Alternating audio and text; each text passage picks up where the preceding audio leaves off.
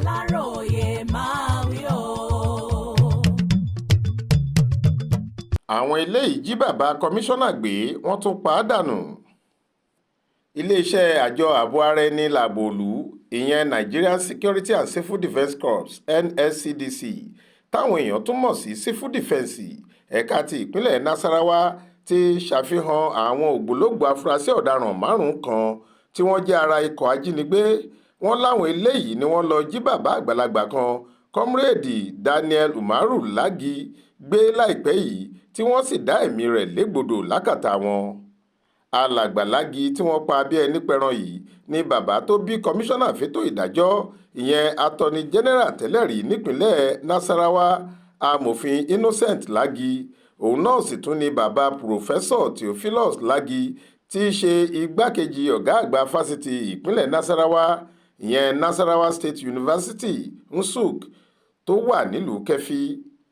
ọjọ́ àbámẹ́ta sátidé ọjọ́ kẹẹ̀ẹ́dógún oṣù kẹfà tá a wà yìí làwọn Civil Defence ṣàfihàn àwọn afurasí apààyàn náà lólú iléeṣẹ́ wọn tó wà nílùú Láfíà.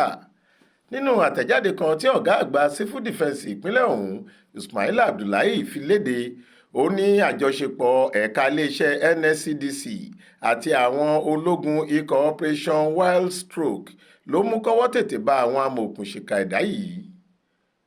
Abdullahi ní ọ̀kọ̀ọ̀kan àwọn tọ́wọ́ báyìí ni wọ́n ti fẹnu ara wọn jẹ́wọ́ pé nítòdodo àwọn làwọn yìnbọn pa olóògbé Lagi nígbà táwọn jí i gbé tán nítorí kò tètè juwọ́ sílẹ̀ fáwọn. wọ́n ní kò gbà káwọn mọ̀lẹ́bí ẹ̀ ṣètò ẹgbẹ̀lẹ́gbẹ̀ owó táwọn ń béèrè fún làwọn ṣe pa á.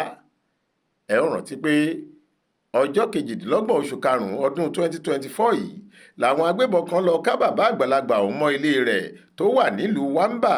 wọ́n kó o ní papámọ́ra wọ́n sì jí i gbé lọ. lẹ́yìn ìgbìyànjú àti mọ ohun táwọn ajínigbé náà fẹ́ gbà kí wọ́n tó lè tú òǹdè wọn sílẹ̀ làwọn mọ̀lẹ́bí sì ń sáré kiri lé lórí àfi bí wọ́n ṣe gbọ́ pé àwọn tó jí alàgbà náà gbé ti pa á dànù.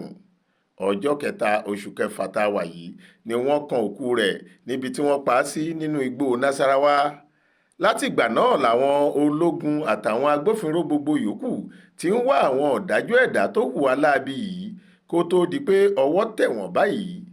Abdullahi ti ní lẹ́yìn táwọn bá ti parí ìwádìí gbogbo àwọn tó hùwàkiwà ọ̀hún làwọn yóò sìn dé bèbè ẹ̀wọ̀n ní kóòtù láìpẹ́. Faith Adébọlá ló ń jábọ̀ ròyìn fún iléeṣẹ́ tẹlifíṣàn Aláròyé Online TV.